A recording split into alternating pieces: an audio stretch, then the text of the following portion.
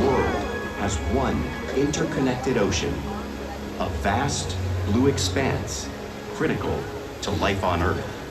And there's no better animal to represent the story of the ocean with all its splendor and uncertainty than the killer whale, or as it's scientifically known, the Orcinus orca. The orca lives in every corner of the ocean, from the Arctic to the Atlantic, the Southern to the Indian, to the mighty Pacific and beyond.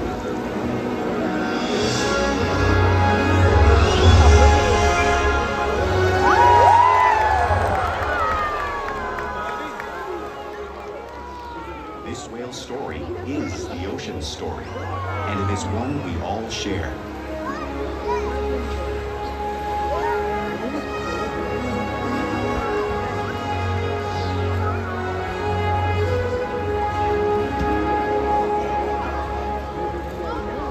Welcome to SeaWorld's Orca Encounter. My name is Ella, and I'm so honored to introduce you to this intriguing and majestic animal.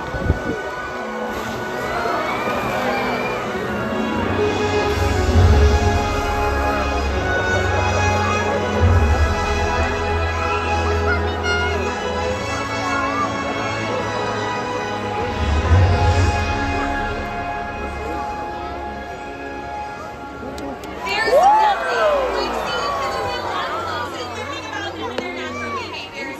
We hope this work encounter will help you better understand these magnificent creatures and all that they represent. Got a little bit wet?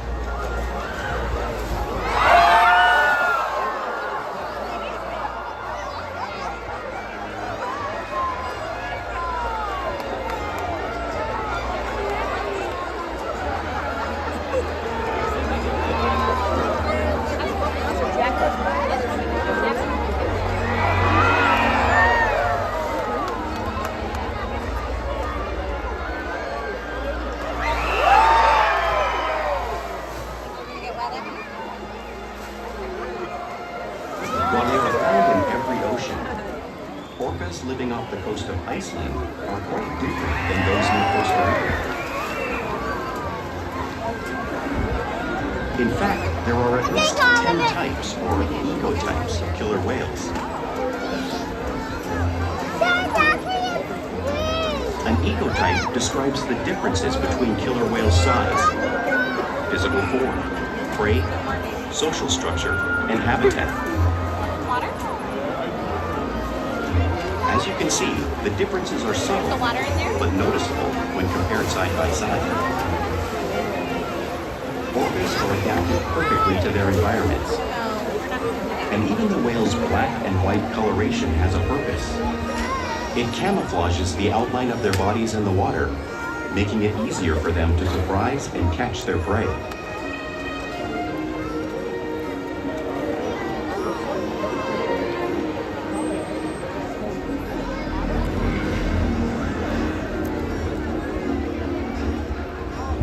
When viewed from above, the black of the whale blends in with the dark depths of the ocean.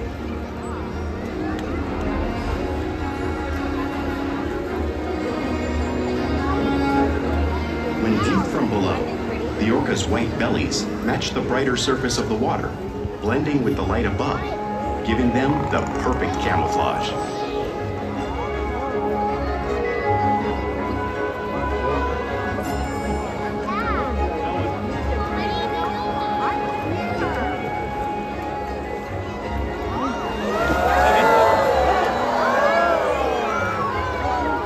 Killer whales really are a natural wonder, and Ikaika and Corky and Shouka are going to help me show you some of their physical characteristics.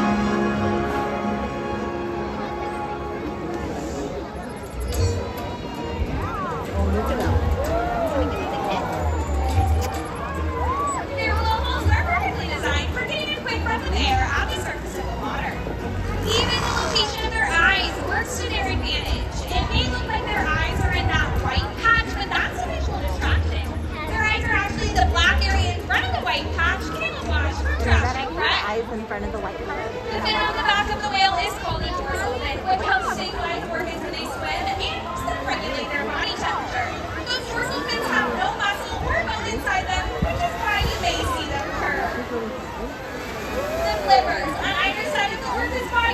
called pectoral flippers that are mainly used for steering and stopping.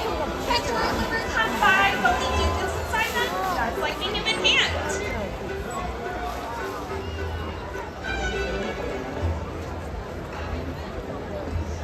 The lobes on either side of the tail are called flukes. The tail fluke is the killer whale's engine, propelling them close to 30 miles per hour. That's as fast as some of our speedboats. But they swim the fastest and use the most power when propelling their nearly 10,000-pound bodies all the way up and out of the water.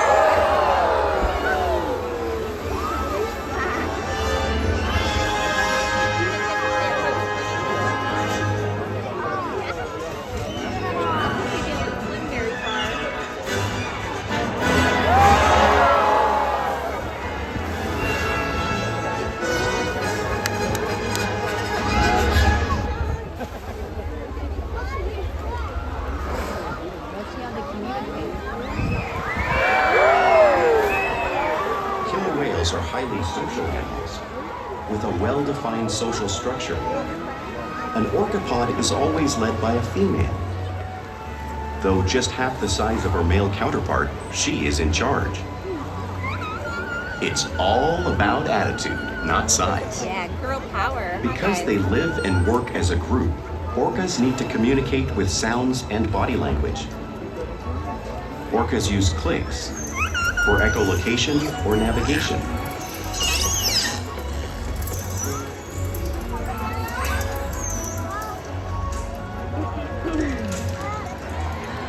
Whistles to socialize in the pod. And calls for group coordination and hunting.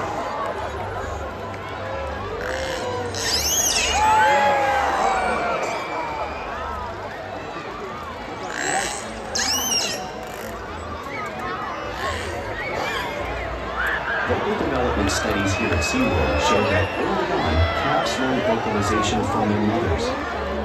But as they grow, they learn from others close to them as well. This is a bottlenose dolphin call that Shouka learned when we went to here at SeaWorld. In fact, orcas are the largest members of the dolphin family.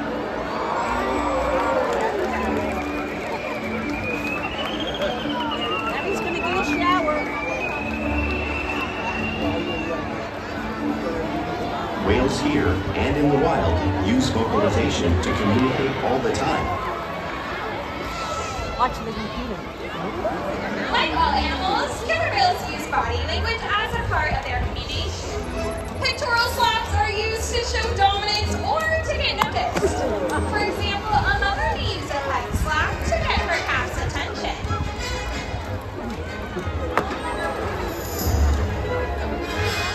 But when they really want to be heard, they preach.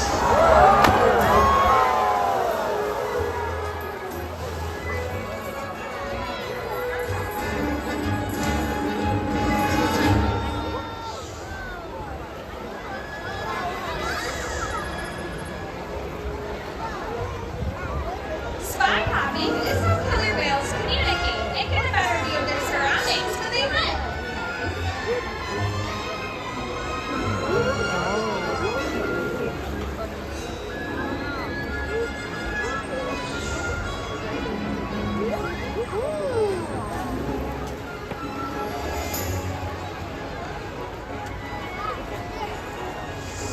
Fluke slaps are another form of communication the killer whale uses in the wild.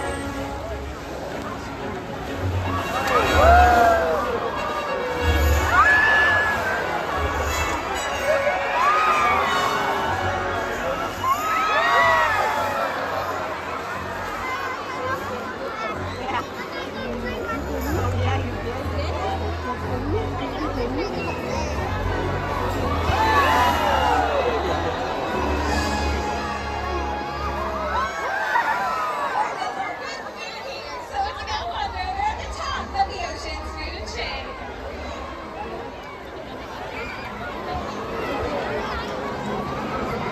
Killer whales work together to rear their young, protect their pod, and most importantly, pursue and catch their prey.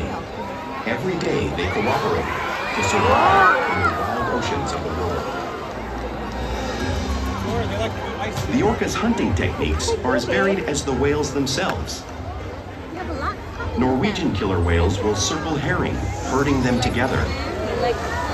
The whales use sounds to coordinate with each other and to disorient the herring. With the fish confused and contained, the whales stun them with their powerful tail flukes, making for an easy meal.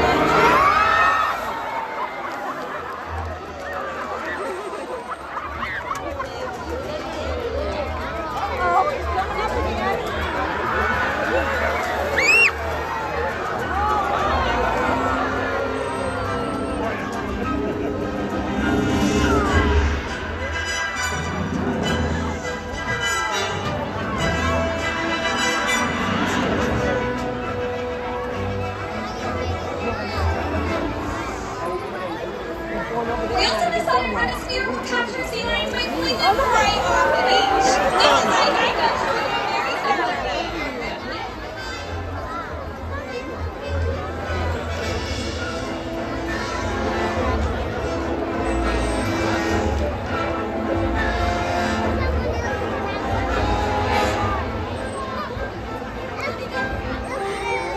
Antarctic orcas will create waves that wash over flooded ice, knocking seals into the water. Corky is showing you this same wave-weaving technique, demonstrating one of the many impressive and complex hunting techniques killer whales have developed around the world.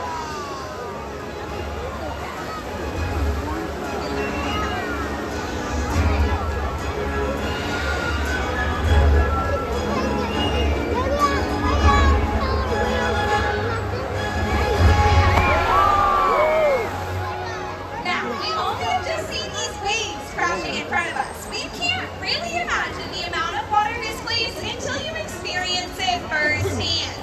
Luckily for all of you guys, we have some guests that have volunteered to feel the power of these waves made by the whales. Come on down, you two. Go ahead, have a seat. Yeah, can we give us some encouragement? All right, so you two are going to go ahead and have a seat right here. And you're gonna hold on really tight, and you're gonna think just like a seal, okay?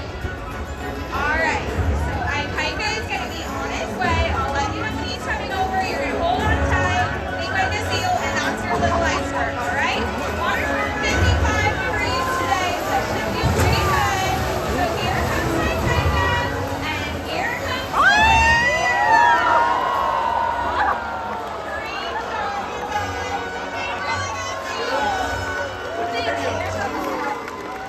because they live in every part of the ocean, it's no surprise that killer whales eat all types of prey, including other whales.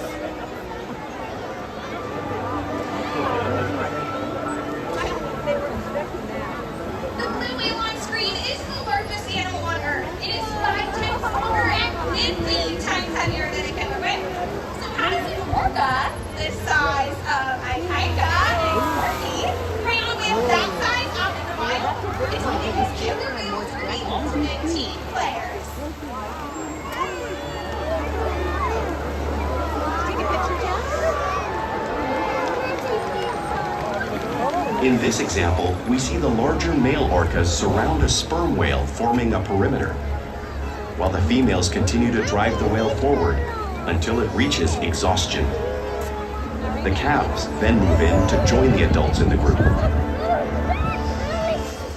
Whatever their prey, killer whales always cooperate and hunt together, making them a highly successful predator.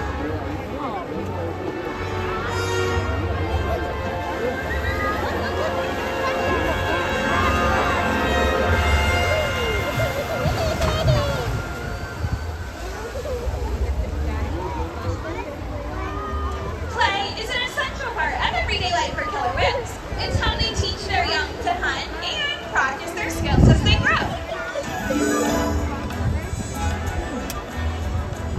Orcas spend lots of time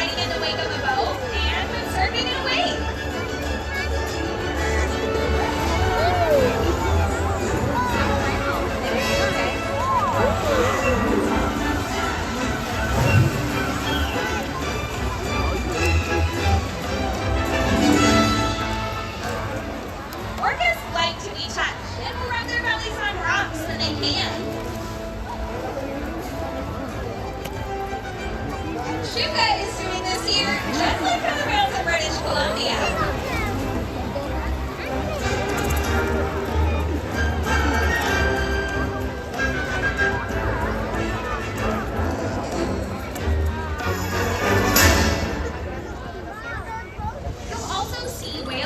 Each other out in the wild. We see it here in SeaWorld all the time. Whales are always mimicking and learning from each other.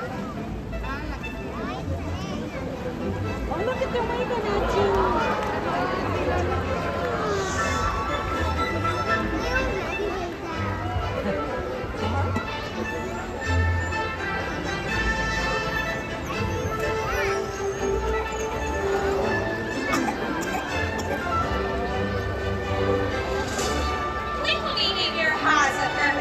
Tail whip is used in hunting to stun fish. But today, these orcas might just be stunning all of you.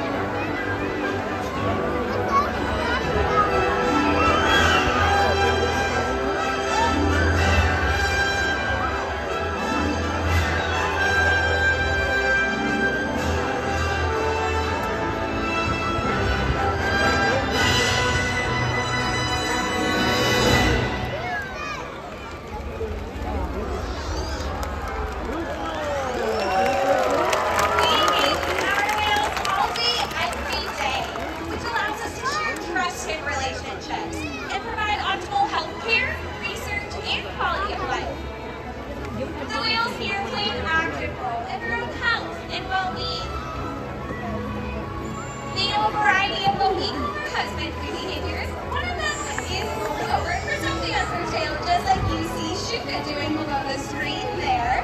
They have major blood beats on her through this flute, so that can be very helpful when we need to take blood samples.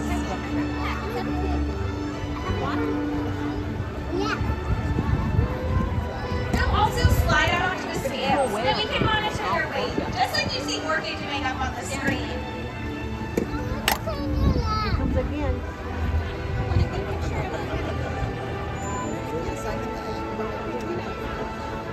They'll even let us take a breast sample from their bowl because of the relationships that we have built day after day here at SeaWorld.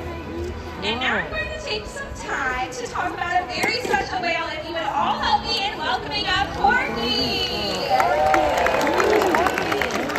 Corky is 58 years old. But you would never know it. You see her flying around the show today, having lots of fun, and she's still a very athletic whale. She loves living here with her 7 other killer whales, who together have inspired millions of guests, hopefully including all of you, to want to care and conserve her wild counterparts and the oceans that we all share. We encourage these whales every day to learn new things, eat, stimulate their minds. Diet, exercise, and of course, play help keep these whales in great shape. The whales here at SeaWorld have helped killer whales in the wild by participating in many research studies. One ongoing study monitors the whale's heart rate and breathing to understand how marine noise pollution from ship engines and other sources affect wild populations. In another study, scientists from NOAA, the National Oceanic and Atmospheric Administration, took measurements of the killer whales living here, including pregnant whales. By comparing these measurements with drone footage of killer whales in the wild, scientists are able to monitor the wild population's nutritional and reproductive states. Other research has been done here at SeaWorld on the mother whale's milk composition. This research will help create an effective model to understand how toxins in the ocean impact wild killer whales and their milk supply. What we learn from the whales in our care every day is actively helping whales in the wild survive. And just by being here today, you've supported our rescue research, and conservation efforts all around the world. If we work together, like the killer whale, we can protect the future of the Orcanus orca and this beautiful planet that we all share.